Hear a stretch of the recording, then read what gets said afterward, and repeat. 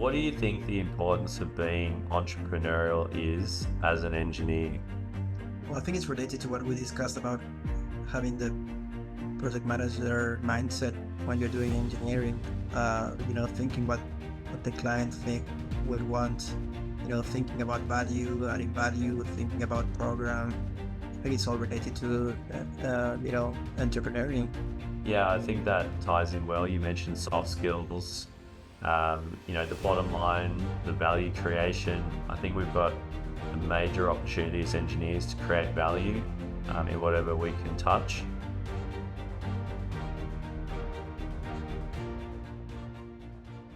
Luis Llorente, Principal Civil Engineer at ACOM. What a legend.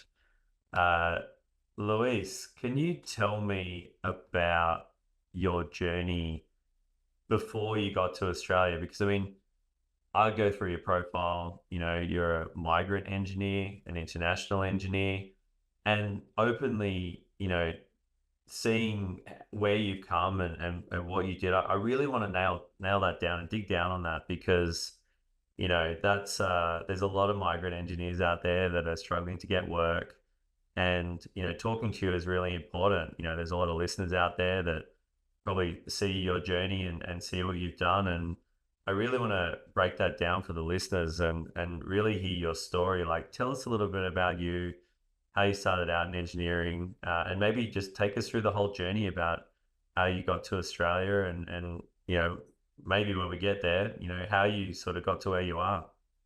Yeah, no, I think it's a very good story for especially people that are trying to get into the industry. I feel like the construction industry or civil engineering industry in Australia at the beginning can be quite hard to, there could be some big barriers to get in, but once you get in, there's heaps of opportunity to navigate around. Uh, but talk a bit of my background before coming here. Yeah, so I studied civil engineering in Argentina.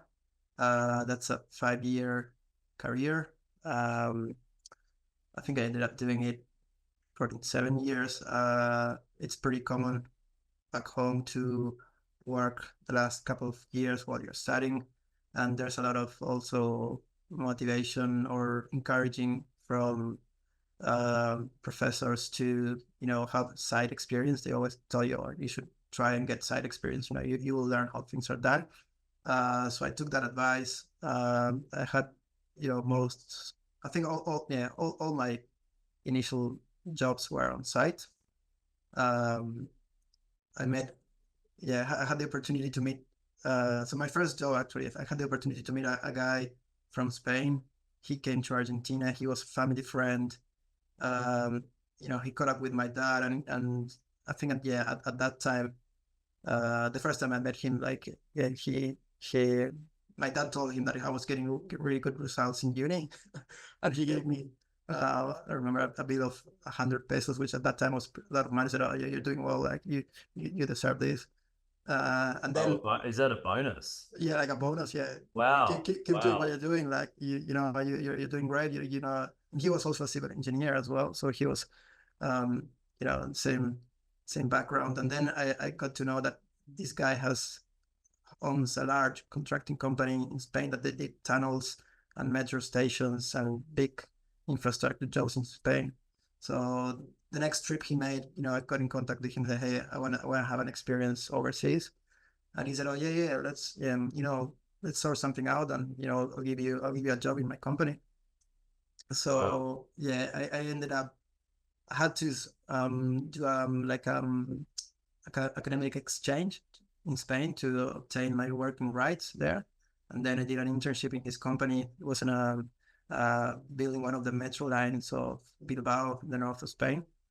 Uh, and yeah, it was that was blew out my mind. Imagine like third year of engineering, being in a construction site in another country, a huge construction site, trying to soak everything that you could learn from there.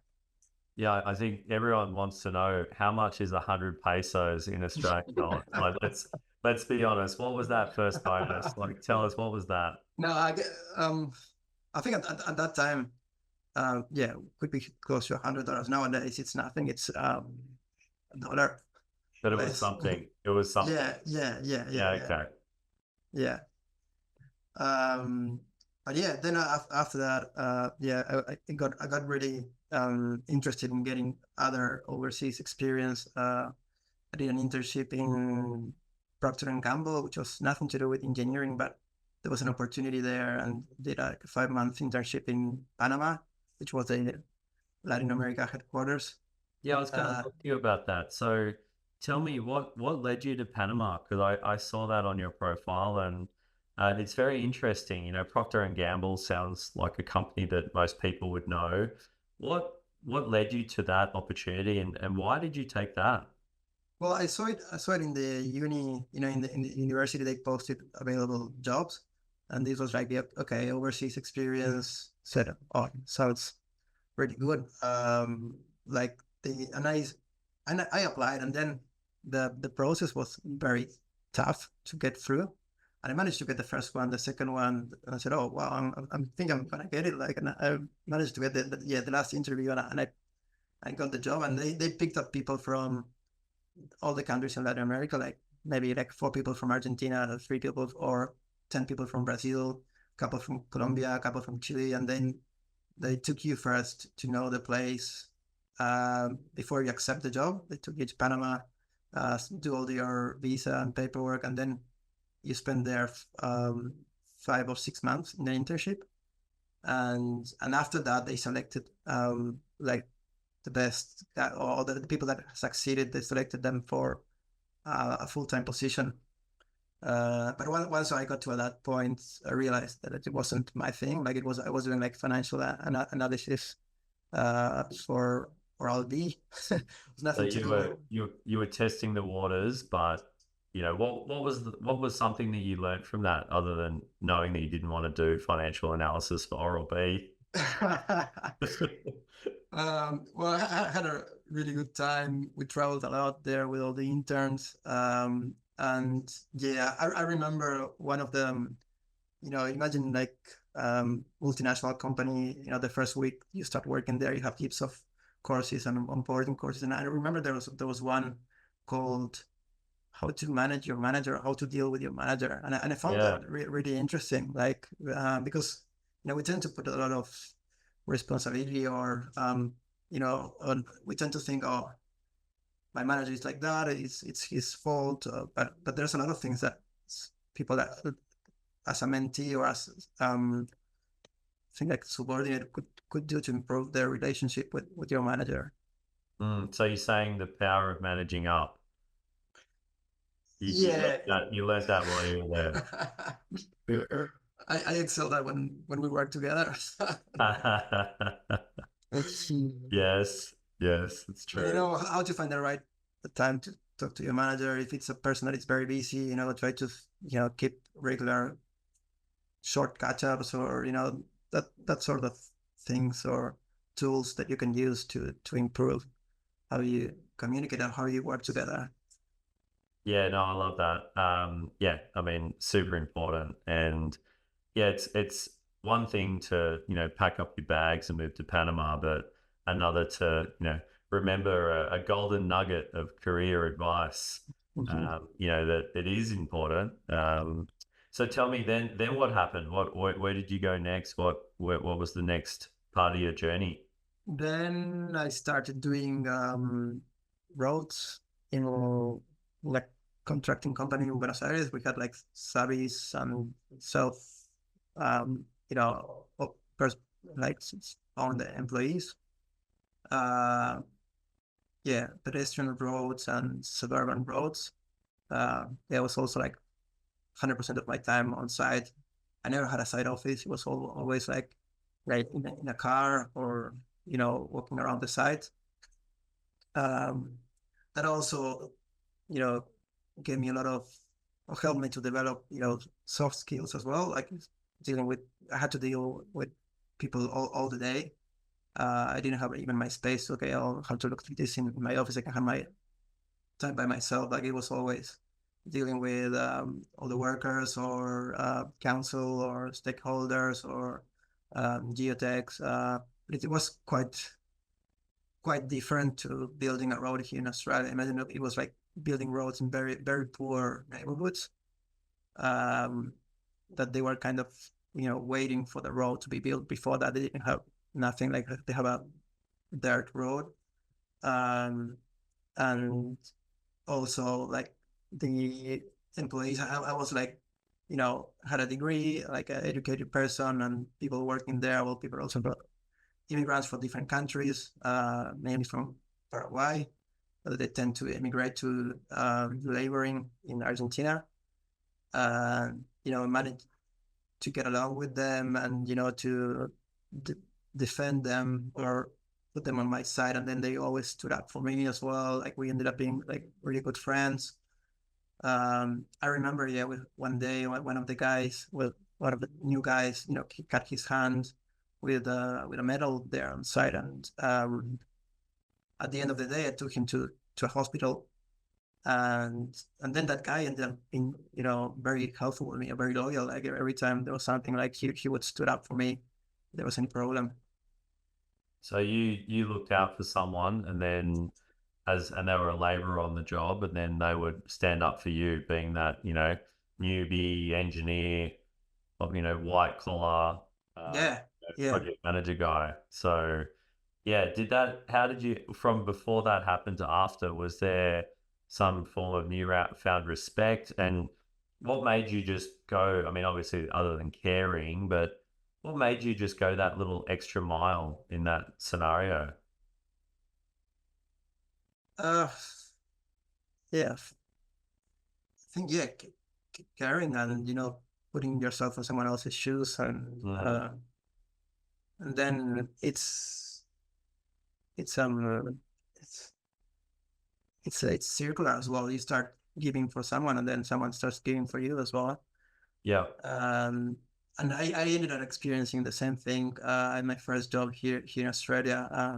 I also rocked up to work the first weeks, fresh from the boats, like without any technical language, and I had a crew of, I don't know, a few guys from New Zealand, big Maori guys. They had been doing their job for a few years. They didn't like someone else that coming from outside to tell them what to do. Mm. Was really very tough at the beginning, and then I even like the guy that had my position previously. Then I got to know that he had resigned because he was suffering bully at work. But then I started also like doing things for them, and put, like in a construction site, especially here, had a lot of stakeholders. Have we were a savvy, so we had another contractor, then the main contractor, and then the client, and then the inspectors. And every time someone comes and tries to blame you of something, or blame your workers, and if you stand by them, and you show them that you are on their side, they will also stand up for you. Um, yeah, I remember that. Then when we ended up, getting along really well, one of the main contractors came to talk to me, like shouting, and telling me uh not nice things, and a big Maori came, stood next to me, and said, "Ah, you better respect Luis. Like, don't talk to him like that." And the other guy like turned around and went away. Wow. Yeah, that's amazing. So, I mean, it sounds like you've had some, site and construction experience. How important do you think that has been for you in your career, particularly having that site experience when you were a younger engineer? um, yeah, it helps you think, propose new solutions, or try to think outside the box, or try to be realistic on what things can be done, or what things cannot be done. You need to think about the working space, or what machinery they will need. Sometimes you're back in an office and you think, oh yeah, this should be done like this. Cut this and put this here, and then it's how do you do it? Like, how do you access to cut this pipe, or how do you access to excavate that deep? And when yeah, that I think that, yeah, the side experience helps you hear some of that, and also it helps you on your soft skills. Like we engineers like bring a lot of hard skills and a lot of technical knowledge. We know all the science, all how things work. But then, if you couple that with soft skills, like you probably won't have much limits on your career.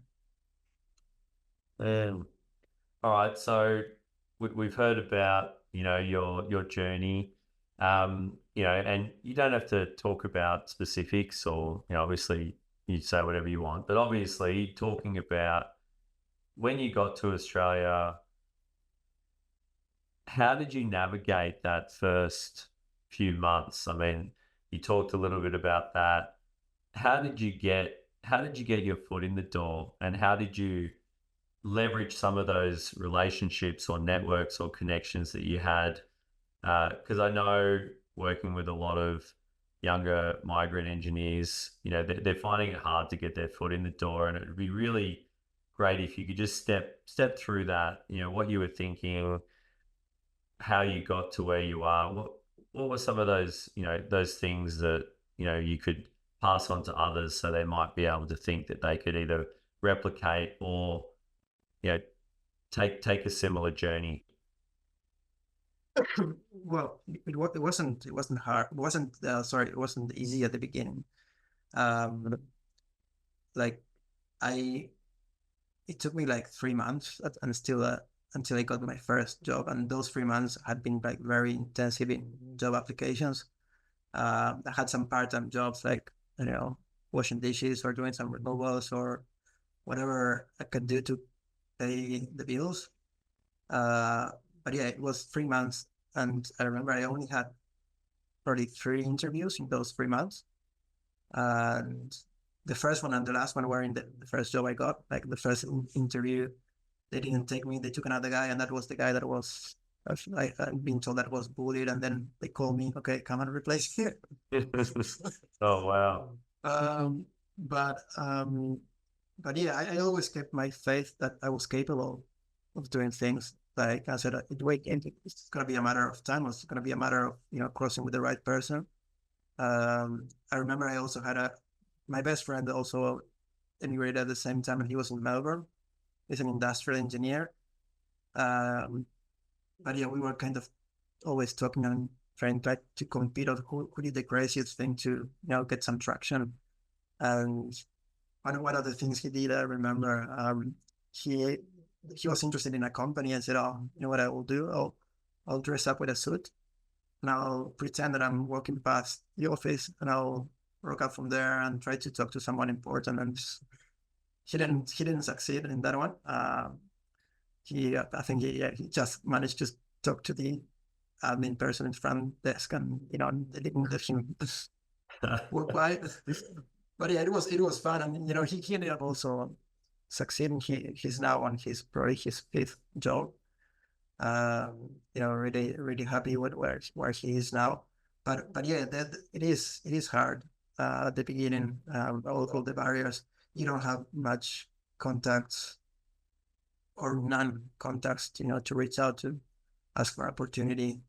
Uh, but yeah, you need to be, try to get some advice. Every time, I did an application or I spoke with a recruiter, try to get us any advice, picking up the phone instead of sending too many emails, and, trying to get some feedback. Feedback is key to improve, and, to finally, um, hitting the nail. Um, but yeah, persistency and feedback. Then yeah, you ended up getting it. And I'm comparing that to my last time where I was looking for a job. It was so different, and that's what I say, that once you enter, you can navigate. There's a lot of opportunities, and the construction industry is very generous in that sense. Here, there's lots of projects, lots of companies, lots of specializations.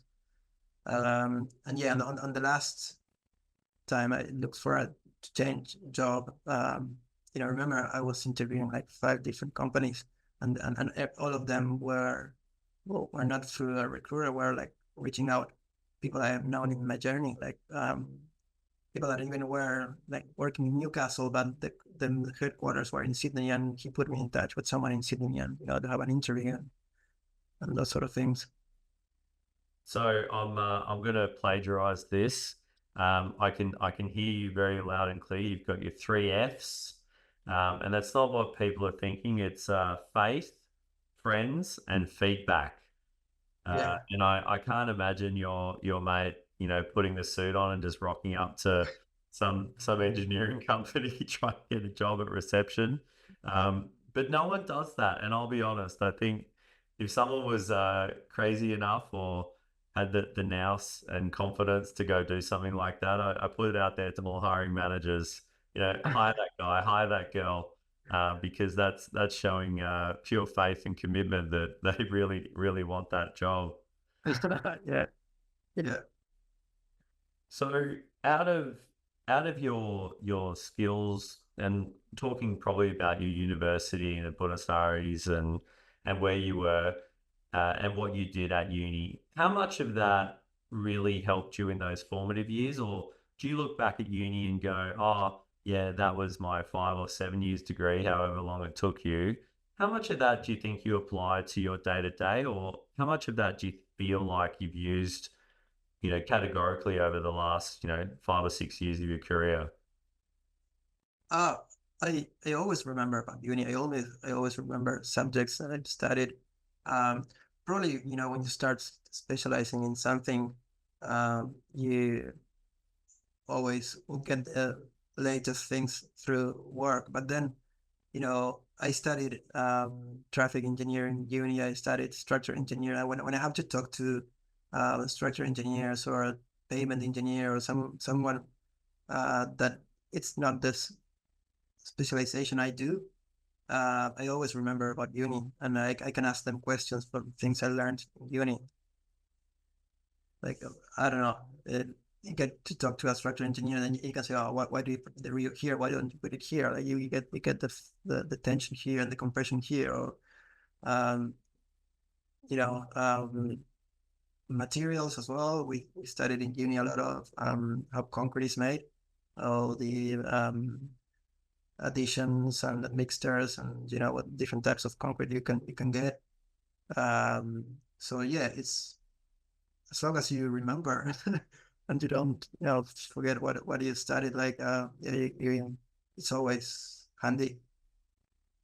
I do remember a long time ago we had a conversation about supplementary cementitious materials, and openly I was impressed.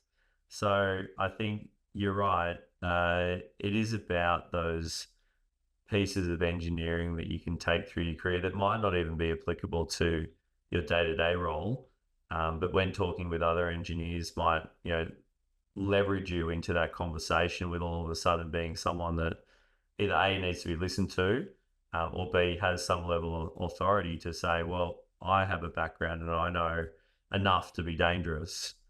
Um, I noticed in reviewing your career and looking at, you going from engineer to project manager. Tell me about that. And in your mind, do you feel like that was a pivotal moment in your career? And if so, how did you navigate that change? And is there anything where you feel like that has been either for the better or potentially the different to what you would think you could be doing as a concrete engineer, for example? Um, well, I think it's quite related. Site engineering with project management. It's obviously um, it's not that technical. I mean, it is technical. You're working in a technical environment, but it's not. You're following drawings most of the time as a site engineer, and you're planning. You're coordinating. But also like um, it was the easiest bridge I could take to get into the industry as well. Um, because it's if you go to a technical role, coming from a different industry, I think the barrier would be higher to cross. Um, I I think yeah, I like the technical aspects of the profession. That's why also my current role is a bit more technical than my previous one.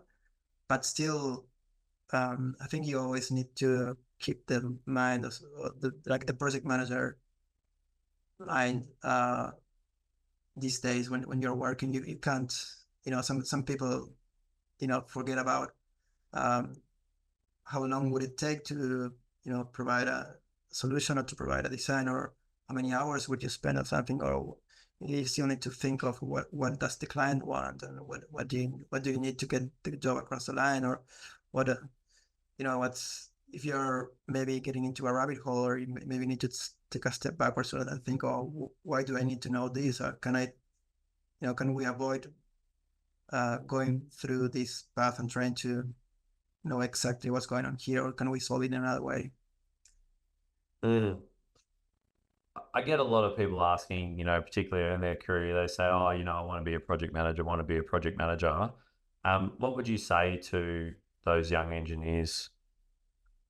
Um, well, like it's I think it's a project manager without any technical knowledge or any technical background. That's I think we had this chat a few times, and ends up being a mailbox. Like you just telling people, this is your program, this is where you need to give me this, and you don't that much value, and there's probably heaps of people around that can do the same thing. And maybe now or in some years, even artificial intelligence can do the same. So you always want to be able to add some value in what while you're managing project. How do you currently look at value? I'm a big believer in adding value in any process or design or construction or whatnot. Um, how do you focus on value where you are? And, you know, again, no need for specifics, but just in value creation, how do you approach that? And, what would be some takeaways for you?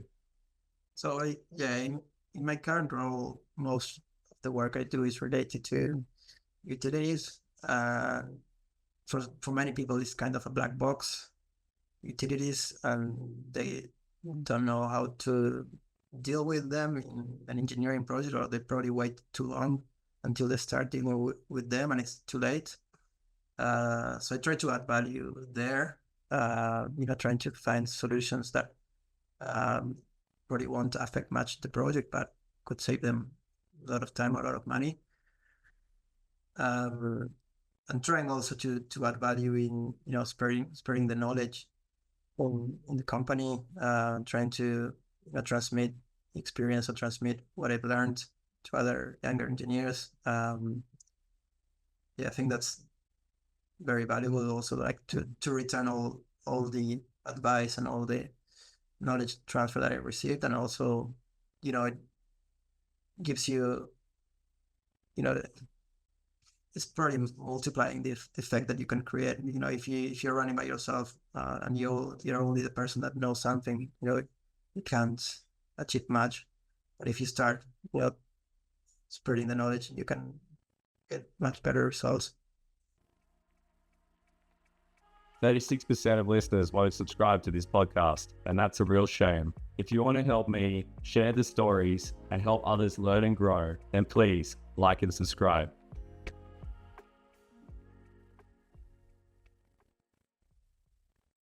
So from, the way I look at it, migrant civil engineer to principal civil in 7 years, if there was one thing that you could look back on that helped you transition, straight as you mentioned off the boat to a principal civil engineer and what I would consider a tier one consultancy, if you had to look back on your journey and pull out the one thing that you think would have helped you get to where you are, what is that thing? It's hard to say one thing, Oh, you can do but two or three, I don't mind. yeah. So I think not being afraid of putting yourself outside of your comfort zone. I think it pays much more dividends than being always in your comfort zone. Um, getting surrounded by good people as well, with mentors. Been pretty lucky with that.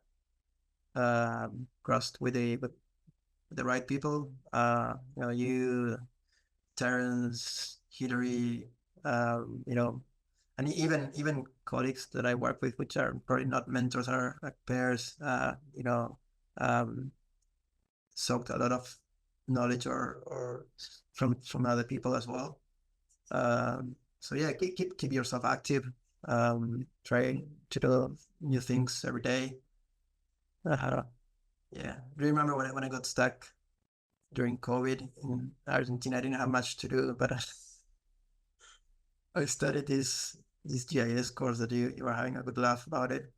Um, but So, I I mean, yeah, remember the, we did the inspections to along the gables to we did everything manually. I was trying to find a way that we could do it with you know um satellite photos on the progress of housing construction. It ended up working pretty good, and I think we would have saved a lot of hours driving around. I might need to pick your brain about that one at some point in time again. And there you go. So, I mean, again, tell us about that. What happened? I mean, I know, but tell everyone a little bit about what happened when you went on holiday and then unfortunately were trapped overseas during COVID for what I would consider an extended period of time. Yeah. So yeah, we traveled with Bella, my wife now. At that time, she was my girlfriend. We traveled to Argentina for one of our mates' wedding, and it was just at the time that the COVID outbreak started. Um, yeah, I think we were planning to return that week that they closed the borders on a Friday. We were supposed to travel on a Wednesday, but flights started to get canceled. So yeah, we couldn't make it before the borders closed. And yeah, at the beginning, everyone thought that it was going to be a month, then 2 months, then 3 months, then who knows how much time it's going to be. But yeah, we kind of, I mean, it was pretty lucky. Like we stayed in Argentina, surrounded by family, friends. Like obviously, we weren't catching up with many people, but at least with the closest ones, we lived together with my parents or with my grandmother.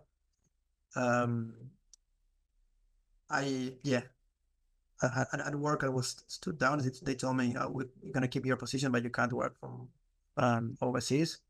So I started to, look for stuff to keep keep occupied. The lockdown there was pretty strict. Like we couldn't. It was pretty long. That's I mean, strict depends on who do you speak to, but it was pretty long. And yeah, I studied I was interested in GIS. I remember at that time we were doing analysis of for developers. Okay, this is the next. We were putting plans with all the future infrastructure, with all the future infrastructure projects like Aerotropolis, the M6, M12, city water treatment plant, all these puzzles, and said, okay, yeah, this would be a good place to have a new development of this. Would be, you would be close to infrastructure. So yeah, I got pretty interested in that, and then yeah, studied a GIS course from I think it was University of California. At that time you could, uh, but yeah, it gave me some knowledge. But then, unfortunately, yeah, I didn't keep doing it when I would came back. So I mean, don't quote me on the times, but please correct me. So you were, you went on a 3 week holiday at the start of COVID, and that turned into 6 months of being locked out of Australia. Yeah, pretty much was something like that. And not only that, you then said, I'm going to go do a GIS degree, diploma, or whatever it was from the University of California while I'm in lockdown in Argentina. Yeah, yeah. I started looking for I think there was a platform called Coursera and had plenty of courses, and yeah, I started looking for something that could be interesting.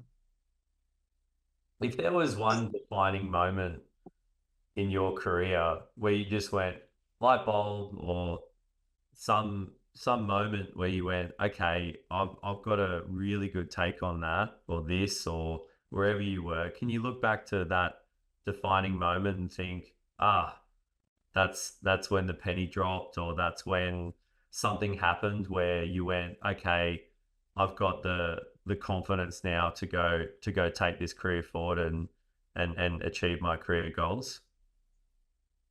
I think that the big turning moment was when I decided to come to Australia.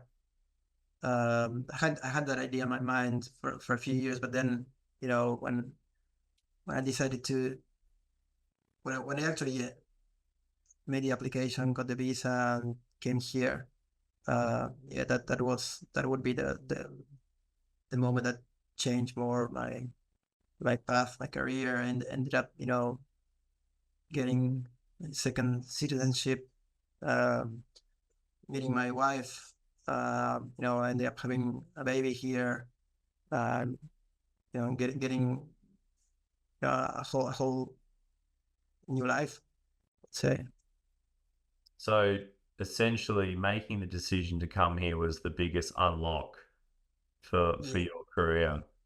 yeah. It wasn't that hard at that time to make the decision because I was thinking of coming for a year and a half. I think the visa was for a year and a half. I said, oh, yeah, I'll stay for a year and a half and then I'll come back. I'll do some experience. I had done similar things previously, so I said, oh, it's gonna be another one. I wanted to improve my English as well. I wanted to get to know this other part of the world. I've been most of my life like in the western side of the world. If you look at, yeah, hadn't been to Asia or Oceania or all these places. So I said, oh, yeah, Australia would be a very nice place to go. So tell us, what's just a very typical day in the life of your current role? Just give the listeners just a bit of a rundown of some of the projects you're exposed to, the problems you might face, or some of the solutions you might just come up with, across just a typical day in the life. Yeah, well, my days at work are pretty different every day. I think that's a good thing. I think that I like. I'm currently like having a bit of involvement in many projects. We're doing work with Sydney Airport. So I'm part of the civil urban team, which does mainly work with council, City of Sydney Council, and some developers. But I also get to work with the aviation team. We have clients at Sydney Airport, Bankstown Airport, and now I'm starting to get a bit of involvement with the civil rail team, which does work with Sydney trains. Um, um, uh, my team was formerly called the utilities team, so that's why. And I mean, a few people left for various reasons, but I'm kind of the few that are left from that former team. So um, I'm kind of one of the go-to persons for utility advice or Sydney water advice. I'm now like, well, I'm now water service coordinator at acumen and the point of contact for the company with Sydney Water as well.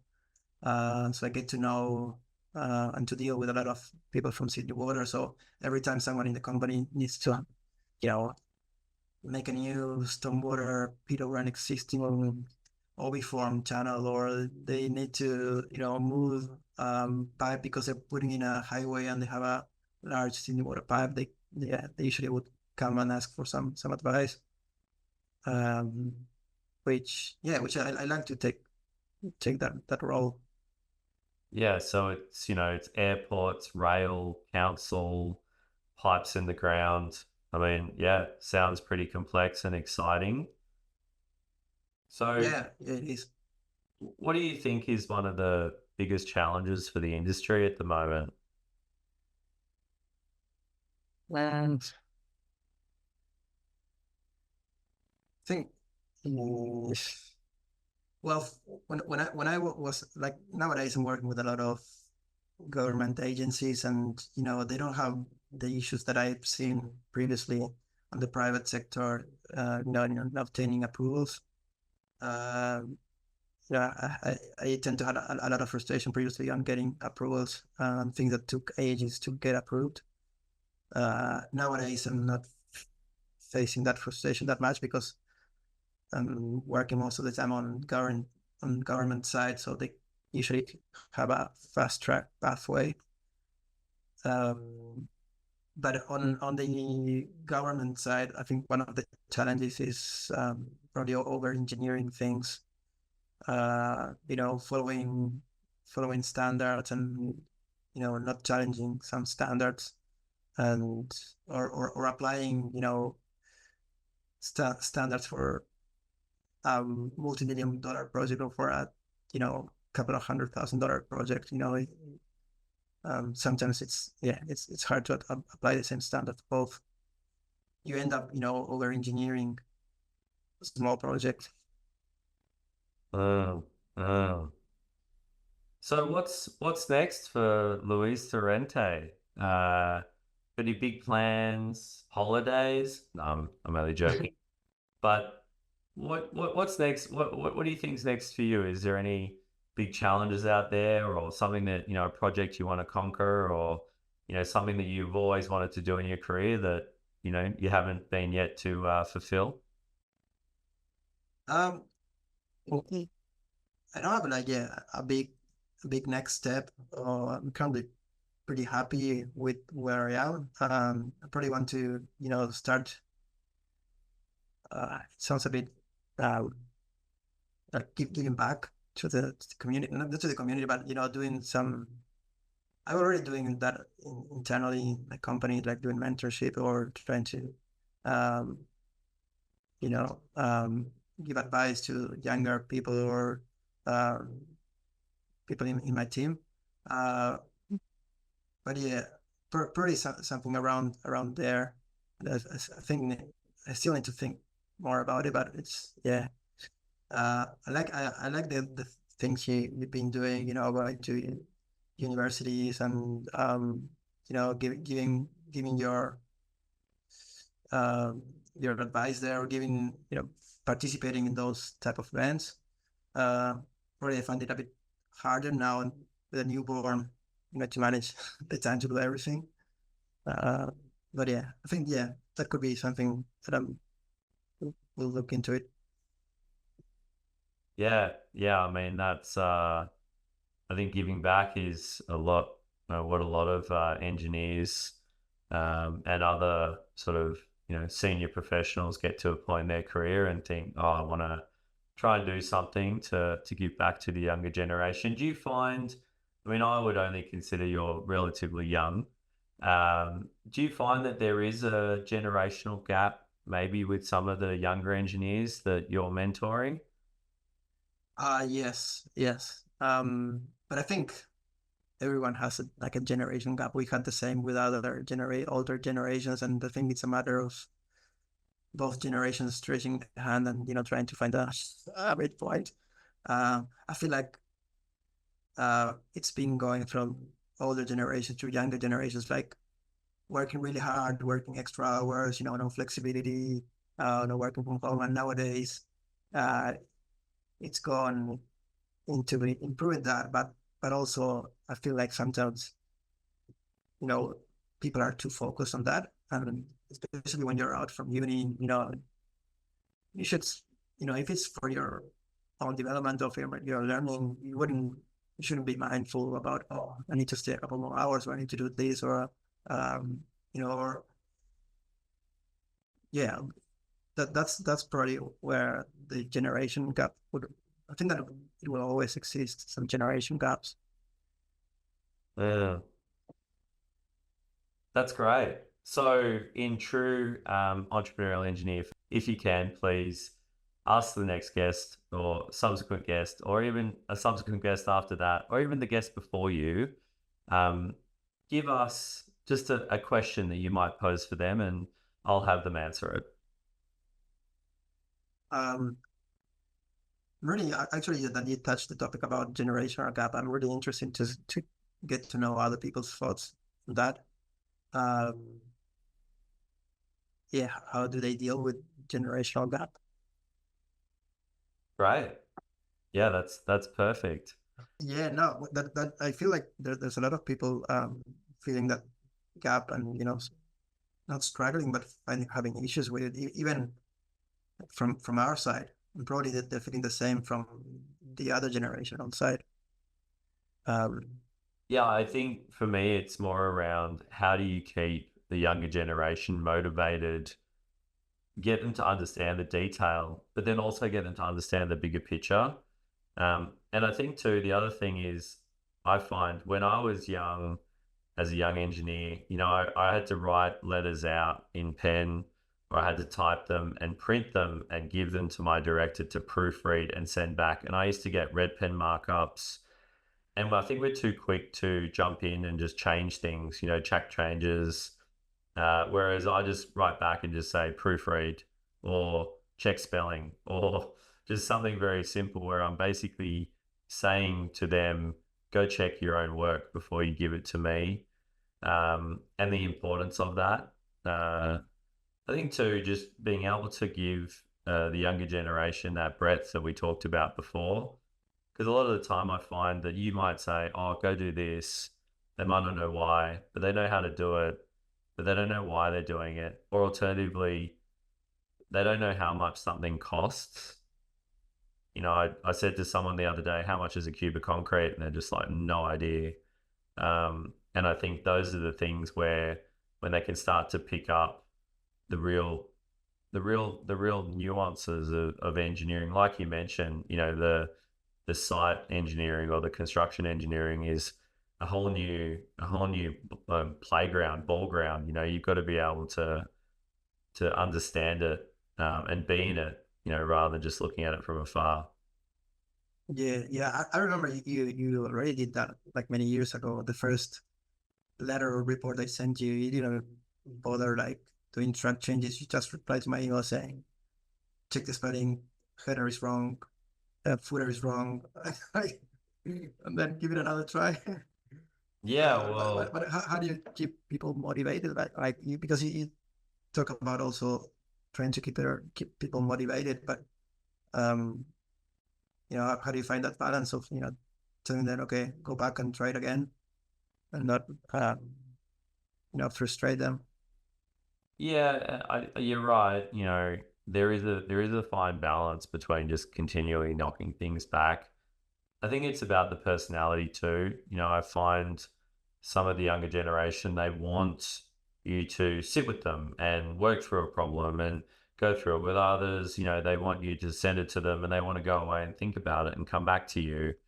I think it's about giving, any young engineer the opportunity to fail. And I think a lot of the younger generation are very scared of failure. I mean, you talked about not being afraid. There is a view, and at least I get a sense that they just don't want to get anything wrong, so they won't put themselves out there and try. I think too, meetings. The other thing I find is, in working with younger engineers and taking them to meetings, I say pre-meeting, I'm going to put you on the spot, and here's the things that you will probably likely need to say. And if they write them down, I mean, that's a great start. But to be able to get someone to talk on the fly in a meeting, either to a client or a contractor or on site or wherever it is, I think that is the key. And I find, like I know I posted a bit about it, about, younger generation just not picking up the phone. It's about having conversations. It's about talking to people. There's a thing called the keyboard warrior, and I see that a lot, in some of the Yeah. younger engineers. So breaking that mold, getting younger engineers to get out there, have conversations, sit in meetings, see how people interact, see what's said, see what's agreed, write meeting minutes. The So art of that's minutes. probably the way. Yeah, the way to get them engaged, like encourage them to have confidence with them. So you kind of take them to a meeting, tell them the answer of the thing they're gonna ask, and ask him in front of the others to see how they Yeah, point react. to them and say, "Oh, what do you think, John?" or what do you think, Mary? And they go, oh, and they say something, and all of a sudden everyone's nodding and agreeing, and they're thinking, oh, okay, well, I actually knew that. I think the other thing, if you can take someone to a meeting and they can write meeting minutes for you, and you can train them to write the minutes, I would be very confident that after 10 meetings, they could chair that meeting if it was a recurring one. Yeah, yeah. That's Think of good. it like a PCG, or maybe not a high level stakes one, but something that was probably a bit more like a side meeting or something. Yeah, yeah, yeah, yeah, yeah, yeah. I agree. What do you think the importance of being entrepreneurial is as an engineer?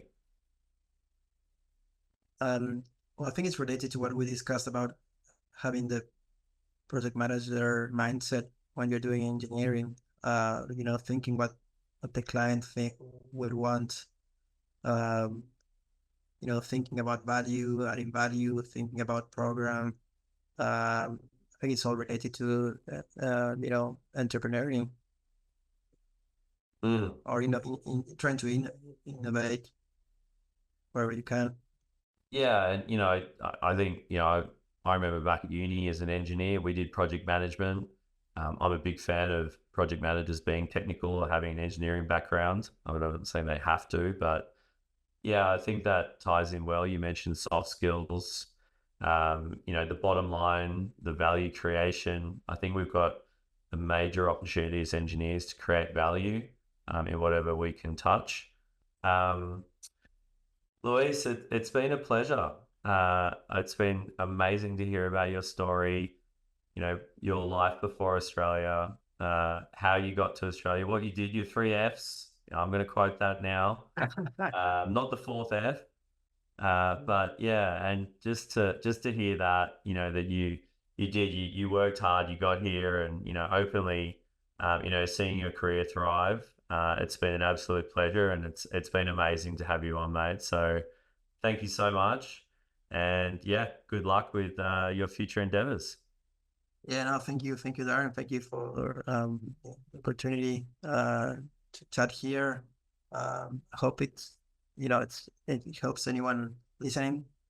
Uh, yeah, anyone who's struggling to bring down the barriers to get into the industry. Uh, yeah, don't lose your faith, and keep looking for feedback. That's it, man. And Thanks so look for much. friends. Cheers, mate. Thank you. Cheers, mate. Bye. Thanks so much for listening. I really hope you enjoyed that podcast. Please like and subscribe. It helps us reach so many more aspiring engineering professionals and entrepreneurs. You can find us on LinkedIn, Spotify, and YouTube.